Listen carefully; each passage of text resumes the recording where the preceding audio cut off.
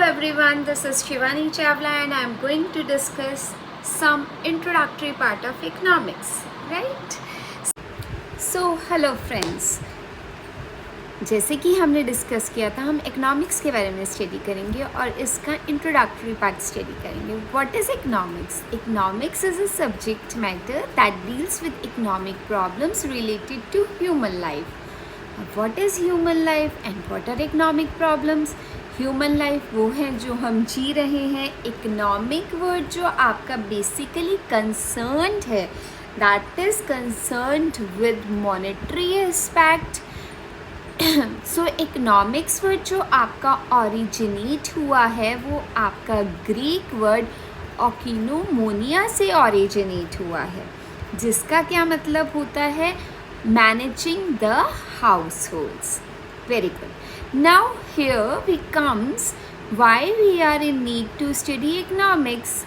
क्योंकि हमारे आगे प्रॉब्लम ऑफ चॉइस हमेशा अराइज होती है, और वो जब प्रॉब्लम ऑफ चॉइस अराइज होती है वो 2 रीज़न्स की वजह से अराइज होती है.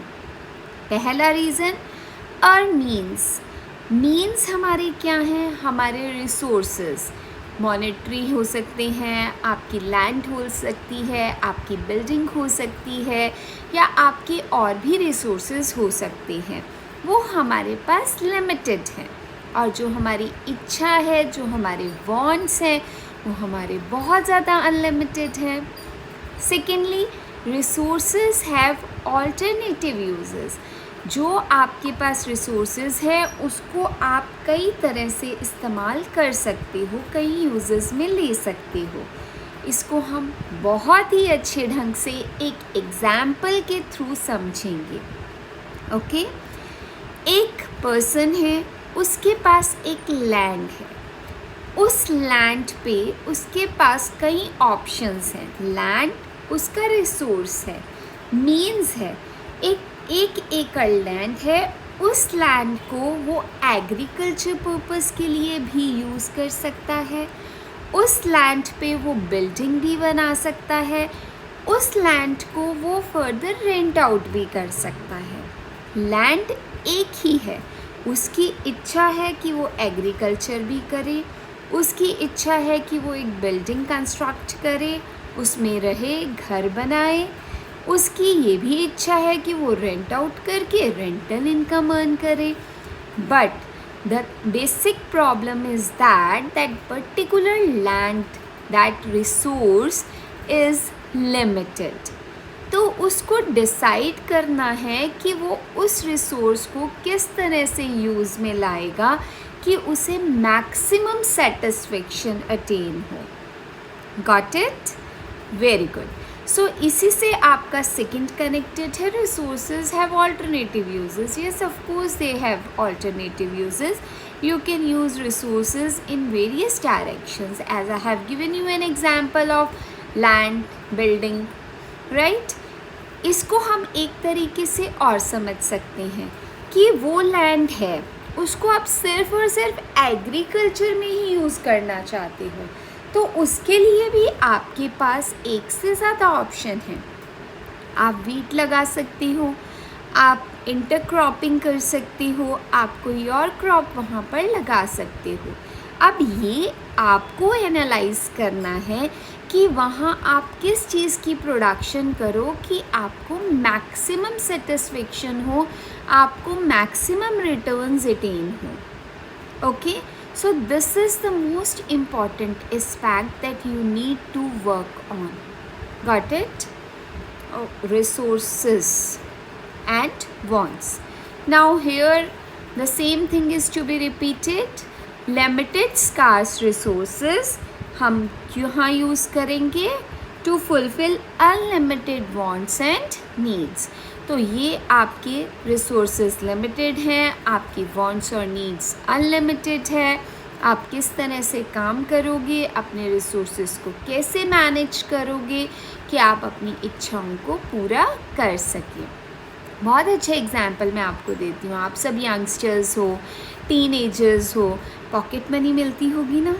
अब जब पॉकेट मनी मिलती है तो आपको उस पॉकेट मनी से आउटिंग भी करने जाना है, फ्रेंड्स के साथ गेट टुगेदर भी करनी है, राइट? आपको बाइक में पेट्रोल भी चाहिए एक्टिवा के लिए या टू व्हीलर के लिए, राइट? गेड़ी मारने भी जाना है, वो भी मोस्ट इम्पॉर्टेंट है। फ़ोन भी रिचार्ज होना चाहिए, अच्छा ड्रेसअप भी होना चाहिए ताकि फ्रेंड्स में टोर बन सके। सो बहुत सारे एस्पेक्ट्स हैं। तो आपको पॉकेट मनी मिली 5000 रुपीज़। अब आप उस 5000 रुपीज़ को कहाँ कहाँ खर्च करोगे? What is your priority, right?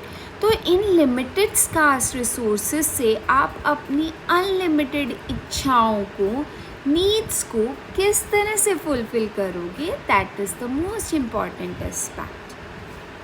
Then you have to prioritise the things कि हाँ, मुझे सबसे पहला जो खर्चा करना है वो अपनी ड्रेसिंग सेंस पे करना है। So I am in need to go for a shopping.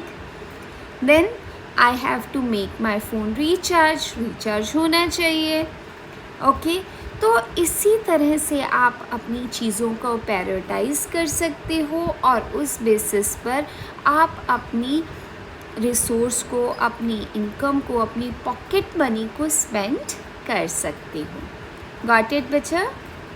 Okay, so here we are talking about two types of economies. अब इकनॉमी जब हम पढ़ते हैं, इकनॉमिक्स में हमारे दो एस्पेक्ट्स हैं।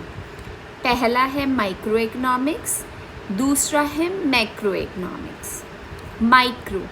माइक्रो वर्ड आपने पहले भी पढ़ा होगा। माइक्रो मीन्स स्मॉल, छोटा। So it deals with economic issues related to small economic units. तो इसमें हम बात करते हैं theory of demand, theory of supply, theory of price. Okay, next is your macro economics. It means large, that is economy as a whole. तो यहाँ पर हम डील करते हैं इकोनॉमिक इश्यूज से related which are related to the economy as a whole. That is theory related to equilibrium, theory related to disequilibrium, theory related to correction of disequilibrium. तो ये सब बहुत ज़्यादा डिटेल में है जो हम पढ़ेंगे फर्दर क्लासेस में। we will study them in detail. It's over for today's session. Thank you for connecting, following, subscribing. Thank you so much.